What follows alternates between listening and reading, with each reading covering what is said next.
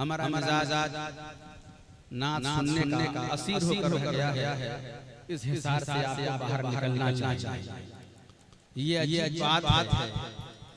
हमारा कहा हुआ कलाम आप सुनना चाहते हैं, शोरा का कहा हुआ कलाम आप सुनना चाहते हैं, मगर ये मोहतरम के लम्हाए मुबारक सी निकले हुए अल्फाज आप सुनना नहीं चाहते। कितनी दिलेरी है, कितनी बड़ी जरूरत है। कोई हदीस पाक सुनाने के लिए आए तो वक्त नहीं है, और कोई अपनी कही बात सुनाने के लिए आए तो आप सुनने के लिए बेचैन नजर आते हैं। अपनी फिक्र की पाकीज़गी का ख्याल रखिए और अपने आप को थोड़ा बदलने की कोशिश कीजिए, खास तौर से उस माहौल में जब मुल्क का मंजरमा आपसे कुछ और करता, हालात से मुंह मोड़ लेना, मुल्क का मंजरमा किस तरफ जा रहा है उससे खबर हो जाना, ये दीदा वली की पहचान नहीं है, बेदार मर्द की पहचान नहीं है, और हरारत ईमान की भी अलामत नहीं है। इसलिए ये बहरहाल आपको सोचना होगा कि हम जिस मुल्क में रहते हैं, इस मुल्क में कुछ तकाज़े ऐसे हैं जिस तकाज़े को हमें करना। बड़ी अच्छी गुफ्तगू हज़रत मुफ्ती अहसन साहब ने की, आपने समाज फरमाई, और इल्मी और खिताब खतीब अहले सुन्नत हज़रत अल्लामा मौलाना मुजाहिद हुसैन साहब ने आपके सामने की। आपने उससे भी समाज ऐसी तकरीर थी जो यकीनन दिल तक उतर गई। मैं दो बात आपके सामने रख रहा हूं सिर्फ इसलिए कि हज़रत पंजाबी साहब से आ जाए, उनकी मौजूदगी में जनाब नाज़िम साहब अपने दरबार में समाअत कर लें। कीमती बात जो आपके ज़हन में रहनी चाहिए। आपको मालूम है कि सबसे पहला नबी किस मुल्क में आया? सबसे पहली अज़ान कहाँ कही गई? सबसे पहली नमाज कहाँ पढ़ी गई? सबसे पहले वही कहाँ नाज़िल हुई थी?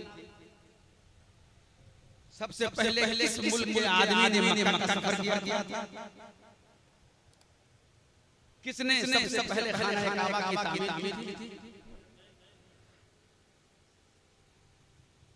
ये सवाल इसलिए रहना चाहिए कि जब आपके ज़हन में है तो फिर इस मुल्क से आपका जो ताल्लुक है, इस मुल्क से आपकी मोहब्बत है, वो मोहब्बत गहरी हो जाए। बार-बार ये ताने आप सुनते रहते हैं, घर वापसी होनी चाहिए। वाकई इस घर वापसी में बड़ी जान और घर वापसी वाकई होनी चाहिए। अगर वाकई घर वापसी हो जाए तो पूरी दुनिया मुसलमान क्या कहने, घर वापसी होनी चाहिए। नारे तकबीर, नारे रिसालत। दुनिया में सबसे पहले अगर कोई मजहब आया है तो मजहब इस्लाम। सबसे पहला मजहब इस दुनिया का मजहब इस्लाम है, बल्कि वही जो मजहब आया है। अंबिया किराम आते रहे, शरीयतें बदलती रही है, मगर मजहब वही मजहब इस्लाम। और वो मजहब कौन आया? हज़रत आदम अलैहिस्सलाम। दुनिया का पहला आदमी भी कहाँ आया? हिंदुस्तान में। और दुनिया का पहला पैगंबर भी कहाँ आया? हिंदुस्तान में। तो जिस मुल्क में दुनिया का सबसे पहले पैगंबर आया हो, उस मुल्क की शान क्या हो सकती है? और उस मुल्क से हमारा ताल्लुक कैसा गहरा होना चाहिए था? अल्हम्दुलिल्लाह वो है। पहले पैगंबर कहाँ हिंदुस्तान में, और जो मजहब लेकर के आए वो मजहब इस्लाम था।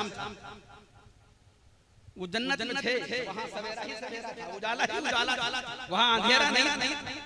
मगर दुनिया में हम आए तो यहाँ 12 घंटे दिन, 12 घंटे रात, कुछ तब्दीली के साथ कभी 13 घंटा हो जाए, 14 घंटा हो जाए, मगर बहरहाल है 12 घंटा दिन, 12 घंटा रात ये है। जब हज़रत आदम अलैहिस्सलाम दुनिया में भेजे गए, उजाला रहा तो उन्हें राहत रही, लेकिन जब रात तारीकी आई तो उन्हें वहशत। ये कौन सी बला? रात ढलने लगे, जो ही रात ढल गई और सुबह की सफेदी नमूदार हुई, तो इस घबराहट के आलम में जिब्रील अमीन आए। जो सबसे पहला कलाम उन्होंने कहा वो था अल्लाहु अकबर, अल्लाहु अकबर, अल्लाहु अकबर, अशहदु अल्ला इलाहा इल्लल्लाह, यानी सबसे पहली वही ला इलाहा वो अल्लाहु अकबर, अल्लाहु अकबर, ला इलाहा इल्लल्लाह है, जो इस धरती पर नाज़िल हुई और ये आवाज गूंजी। जब रात की तारीकी का इस दिन का उजाला आया, हज़रत आदम अलैहिस्सलाम ने 2 रकात नमाज पढ़ी, एक रकात नमाज रात के ढलने के शुक्राने में और एक नमाज दिन के उजाले के आने के शुक्राने में, 2 रकात नमाज फज्र की थी, यानी सबसे पहली नमाज अगर कहीं पढ़ी गई हिंदुस्तान में, क्या कहना है, अगर सबसे पहले कहीं हिंदुस्तान में सबसे पहले वही अगर नाज़िल हुई है तो वो हिंदुस्तान में। और ये भी हमारे लिए सबसे बात है, हज़रत आदम अलैहिस्सलाम ने हिंदुस्तान से सफर किया, मक्का मुकर्रमा गए, खाना काबा की तामीर की, बात कर लीजिए, खाना काबा की तामीर की। तो पहले सबसे पहला सफर जो हिंदुस्तान से मक्का मुकर्रमा का हुआ वो किसने किया? हज़रत आदम अलैहिस्सलाम। वो जो हजर असवद है वो हज़रत आदम अलैहिस्सलाम लेकर के आए थे। तकरीबन 100 साल तक हजर असवद कहाँ रहा? हिंदुस्तान। तफसीर दुर्रे मंसूर देख लीजिए, अल-खसाइसुल देख लीजिए, तफसीर रूहुल बयान का मुताला, हकायक पूरे आपको वाज़ेह हो जाएगा। तकरीबन 100 साल तक हजर असवद कहाँ रहा? अपने इसी हिंदुस्तान में। इसे लेके हज़रत आदम अलैहिस्सलाम खाना काबा की तामीर की और वहाँ उसका नस्ल किया, यानी हजर असवद 100 साल हमारे मुल्क में रहा। सबसे पहला हाजी अगर कहें तो हिंदुस्तान से जाने वाला ही, खाना काबा की तामीर करने वाला, इसी मुल्क में नाज़िल होने वाले सबसे पहले आदमी और सबसे पहले पैगंबर। और एक बात और अर्ज करें कि हज़रत आदम की नस्ल से इतनी औलादें हुई, मगर जो पहला पैगंबर पैदा हुआ इसी जमीन से पैदा। हज़रत आदम तो जन्नत से आए, लेकिन पहला पैगंबर अगर दुनिया में कहीं पैदा हुआ तो इसी मिट्टी से पैदा। इस मुल्क की अजमत समझिए, मुल्क की अहमियत समझिए। यही वजह है कि नबी पाक इस मुल्क से मोहब्बत की खुशबू आती। इकबाल ने कहा था, मेरे अरब को आई ठंडी हवा, मेरा वतन वही है।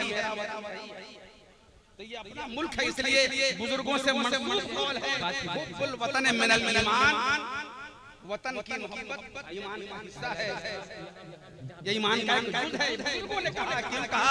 इसलिए कहा, यही वजह है कि तारीख का मुताला करेंगे तो आपको लगेगा ईरान से औलिया किराम हिंदुस्तान आ गए, ताशकंद से हिंदुस्तान आ गए, अफगानिस्तान से हिंदुस्तान आ गए, यानी जितने ममालिक हैं तमाम से औलिया किराम ने हिजरत करके हिंदुस्तान का सफर किया। यही रह गए, क्यों? इसलिए कि इस मुल्क से उन्हें एक रूहानी ताल्लुक था, अपने इस मुल्क की अजमत समझिए। और जब मुल्क पामाल हो रहा हो, आइन पर खतरा मंडरा रहा या इसकी हालत बिगड़ती हो रही, तो ये अपनी विरासत है, अपना वतन है। जो चीज अपनी विरासत हो, अपना वतन हो, उस पे कहीं अगर आँच आए तो उसे बचाने के लिए, संवारने के लिए कदम आगे बढ़ाना चाहिए। और कदम आगे बढ़ाने का मतलब ये है इल्म अपने अंदर पैदा कीजिए। इल्म जिसके पास है वही इस मुल्क को संवार सकता है, जिसके पास है वही बावकार जी सकता है, इल्म जिसके पास है वही अपने मुल्क के तकाज़े पूरे कर सकता है। तो खुदा के वास्ते हवा में उड़ने के बजाय जमीनी हक़ाइक़ कबूल कीजिए। और इस मुल्क में अगर वाकई बावकार जीना है और इस मुल्क की अज़मत को बचाना है तो फिर आप कलम उठाइए, किताब उठाइए, मोबाइल को छोड़िए और पढ़ना शुरू कीजिए। अगर आपने वाकई इल्म से अपना ताल्लुक गहरा कर लिया है, हर महकमे में अगर आप चले गए तो इंशाअल्लाह रहमान जो आपकी अज़मतें रखता है वो लौट है।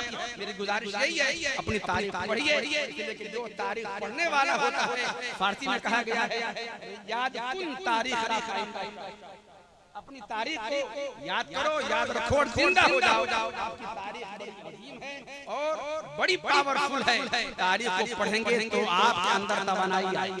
कितना बड़ा आलमिया है। जिस कौम ने 800 साल यहाँ बाज़ाब्ता आदिलाना मुनसिफाना हुकूमत की हो, वो जिंदगी की चंद सांसों के लिए भीख मांगे, मकाम हैरत है।